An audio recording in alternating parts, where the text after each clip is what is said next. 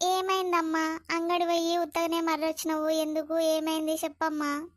ఏం కాలేదు బిడ్డ. అంగట్లా అల్లుడు కనిపించిండు. అవునా అమ్మా? అంగట్లా అల్లుడు కనిపించిండా? ఏమన్నాడమ్మా? ఏం మాట్లాడిండు?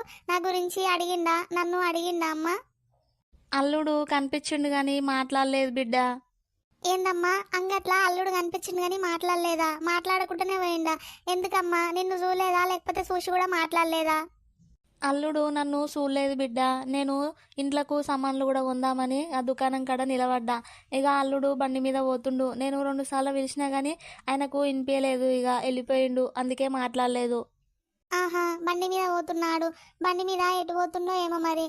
అయితే బండి మీద పోతే నువ్వు పిలిస్తే ఏడినిపిస్తుందమ్మా? వినిపించదు కదా.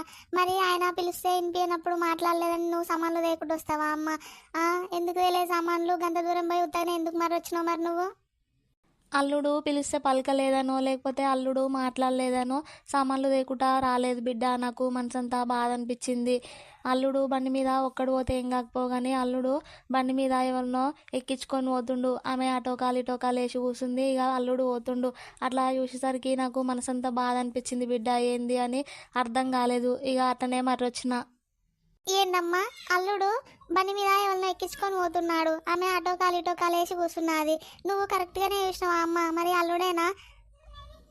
నేను కరెక్ట్గానే చూసిన బిడ్డ.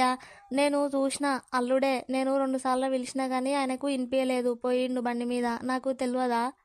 ఓయమ్మో, నా మొగడు బండి మీద ఎవరినో ఎక్కించుకొని తిరుగుతుండంట. అది అటోకాలు ఇటోకాలు వేసి కూర్చొని తిరుగుతుండట. మరి అది యువతి కావచ్చు. అందుకే నా మొగడు నా ఫోను ఎత్తుతలేడు, నాకు ఫోన్ చేస్తలేడు. మరి యువతి కావచ్చు అది.